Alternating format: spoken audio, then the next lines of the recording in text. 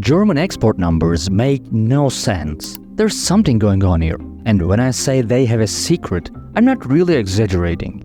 I mean, look, Germany doesn't have a small economy by any measure, but export numbers are bafflingly out of proportion. Like here we have this country that has 18% of the GDP of USA, but 80% of its exports. And even a quick look at the CIA World Factbook shows that there's something odd about these numbers. For example, China, who has almost 6 times the GDP of Germany, has a mere 37% exports advantage. And not only Germany has more exports than some larger economies like Japan and India, it actually doubles the Japanese exports. Likewise, even though German economy isn't that larger than the UK or France, German exports somehow exceed the UK and France put together. And when we look at the numbers of exports to GDP ratio, it becomes even more clear just how much Germany outperforms other large economies in trade proficiency. Okay, look, here's the USA with 11%, and here's China with about 20%. And here are some other large economies in the top 10, ranging between 10% and 37%. And here comes Germany with 50% exports to GDP ratio, outperforming everyone by at least a third. Okay, so we get the picture, right? Germany, strong export. That much is clear. But how? Like, what's their secret? Well, the same question was asked by a researcher named Hermann Simon in the 90s. Simon, while studying this phenomenon, discovered some curious and evasive creatures of business. He called them hidden champions. And even though these things exist all around the world, Germany seems to be their homeland. So what are these hidden champions? Well, they are relatively small firms, mostly in the industrial sectors, that specialize in an extremely specific niche, like producing connectors for charging electric vehicles. And these guys dominate the global market in these niches. I'm talking about like top 3 in the entire world, which means some of them have insane export rates like 95%. But since their products are used to make other products, we never hear about them. And that's not the only reason they are hidden. Their obscurity is also a business strategy, but we'll get back to that later. First, the whole idea is puzzling, right? How can a small family business in a remote German city be a global market leader? Well, they manage this by blending conservative business values of yesteryear and the innovation mentality of today.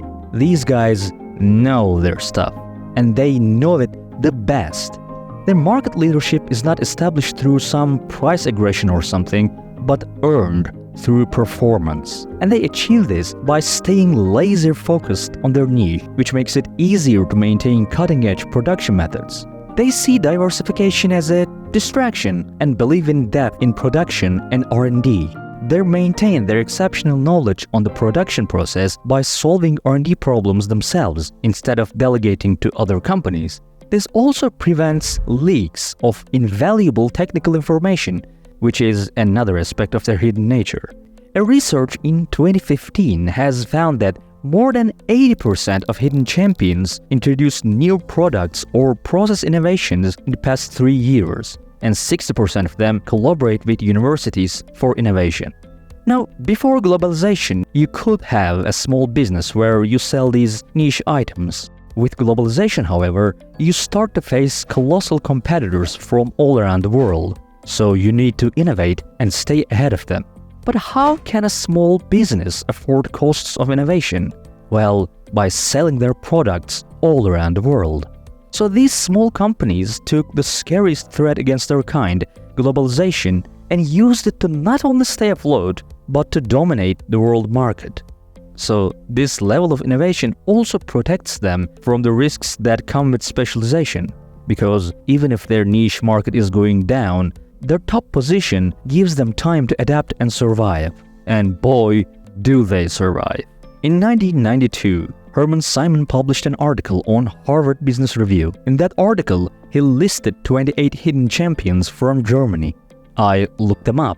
Not a single one of them has gone out of business in 30 years. And one of them is a 164-year-old model train company. So these guys are basically tardigrades of the business world. They do not go down.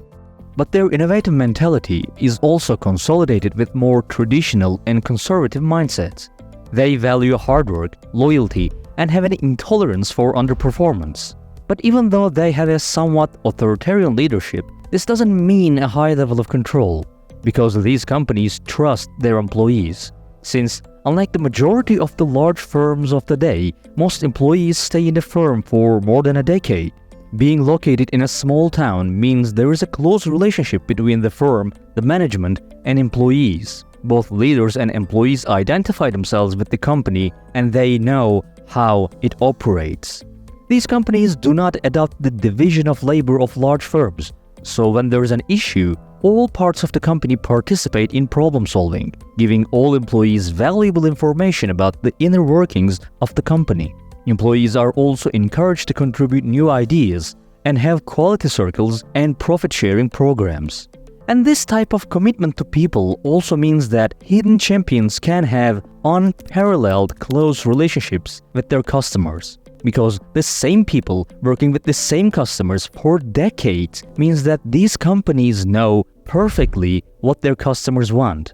This enables their employees to work with the customer in full harmony. Herman Simon notes that when he visited a factory of a customer, he found it almost impossible to distinguish which technicians worked for which side. And there is a story about a sales manager from a hidden champion visiting a customer's factory and seeing one of their own machines break down. The sales manager, who is also an engineer, simply takes off his jacket and fixes the machine. Now, I'm not sure if this is a true story, but I believe that it perfectly encapsulates the ethos of hidden champions. Okay, these are all good, but what makes me say that their hidden nature is also a business strategy? Because these guys deliberately avoid the spotlight and try not to draw any attention to themselves. They believe they are successful because they conduct their business with discretion, so much so that they actually frown upon any contact with journalists and researchers, which probably did not make this guy's job any easier.